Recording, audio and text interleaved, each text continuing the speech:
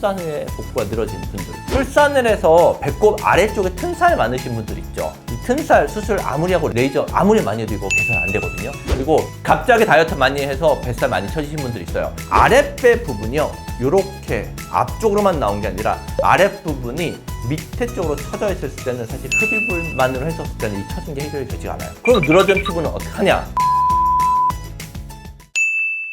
안녕하세요, 그랜TV 시청자 여러분. 그랜성형외과 이서원 원장입니다. 아무래도 이제 날씨가 더워지게 되면 사람들이 옷이 얇아져요. 옷이 얇아지다 보면 이제 그 전에 겨울에는 본인이 뭔가 가릴 수 있었던 것들이 이제는 가리지를 못해요. 팔뚝, 배, 허벅지 이런 부분을 가리지 못하는데, 오늘은 배에 대해서 한번 얘기를 해볼게요. 늘어났던 풍선 생각하시면 돼요. 풍선이 이만큼 늘어났다가 풍선이 바람에 빠지면 밑으로 늘어나는 거 똑같아요. 그래서 복부에 있는 피부가 밑으로 늘어지게 되면서 살을 빼더라도 보기가 안 좋게 되죠. 그래서 수술 방법이 모양에 따라서 다르거든요. 배가 이렇게 동그랗게 나왔어요. 이렇게 동그랗게 나와 있으면 그냥 흡입만 해서 최대한 좀 평평하게 만들 수 있는데, 아랫배 부분이요, 이렇게 앞쪽으로만 나온 게 아니라 아랫부분이 밑에 쪽으로 처져 있을 때는 사실 흡입을만으로 했었을 때는 이 처진 게 해결이 되지 않아요.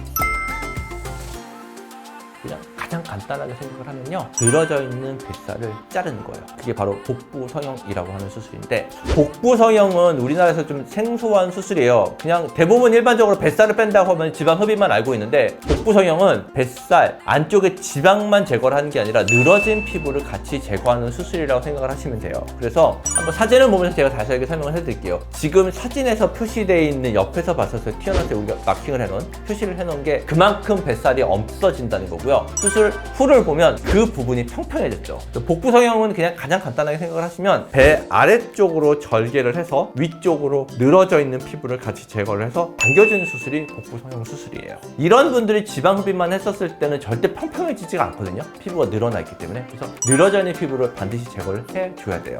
두 번째 사진을 보셔도요, 수술 전 사진을 보면 괴가 굉장히 안쪽으로 많이 나와 있죠. 이런 분들은 출산을 많이 하시는 분들이에요. 출산을 많이 하게 되면 아이 때문에 출산을 하면서 안쪽에 복벽이 이렇게 늘어나 있거든요. 그러면 나중에 출산을 하더라도 복벽 자체가 늘어나 있기 때문에 이게 개선이 되지가 않아요. 그래서 늘어져 있는 복벽도 줄여주고 늘어져 있는 피부를 같이 제거를 해줘야 지금처럼 타이트한 배가 될 수 있어요.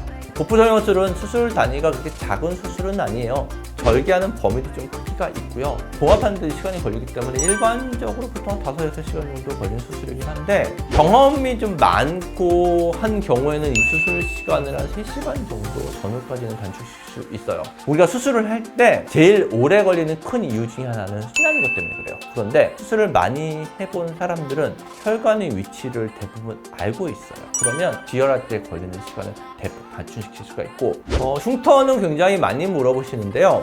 복부 성형술을 제일 많은 케이스가 예전에 출산을 하셨던 분들이에요. 출산을 하신 분들 중에 제왕절개 하셨던 분들 많아요. 제왕절개 흉터가 일반적으로 한 요 정도 돼요. 요 정도 크게 되는데, 그 제왕절개 흉터가 안 좋은 경우도 많거든요. 이 경우는 제왕절개 흉터 제거술을 하면서 제왕절개 흉터에서 양쪽으로 한 요 정도만 연장을 해도 수술을 할 수가 있어요. 그래서 오히려 수술 전보다 흉터 라인이 더 덜 보이는 경우도 많고요.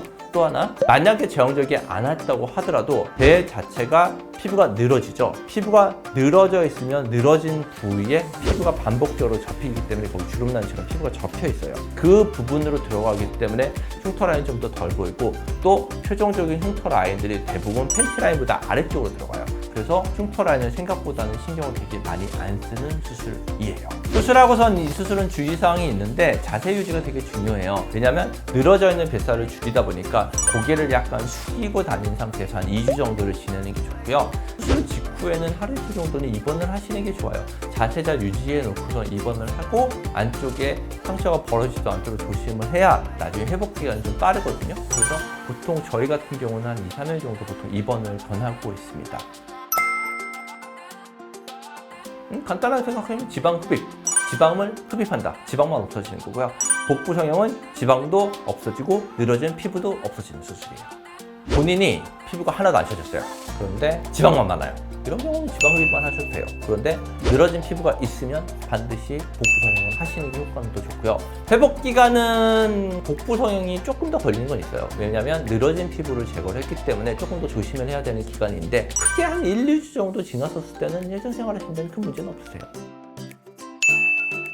자, 오늘은 생소한 수술인 복부 성형에 대해서 알려드렸는데요. 가장 수술을 하러 많이 오시는 분들은요, 출산 후에 복부가 늘어진 분들. 1번, 출산을 해서 배꼽 아래쪽에 튼살 많으신 분들 있죠. 이 튼살 수술 아무리 하고 레이저 아무리 많이 해도 이거 개선 안 되거든요. 이런 경우는 복부 성형하시면 튼살이 있는 부분인데 제거가 되기 때문에 개선시킬 수 있어요. 그리고 갑자기 다이어트 많이 해서 뱃살 많이 처지신 분들 있어요. 그래서 뱃살이 많기도 하고 처짐이 같이 있다고 하면 상담 오셔가지고 본인 상태에 대해서 상담을 듣고 수술을 결정을 하시면 좋을 것 같습니다.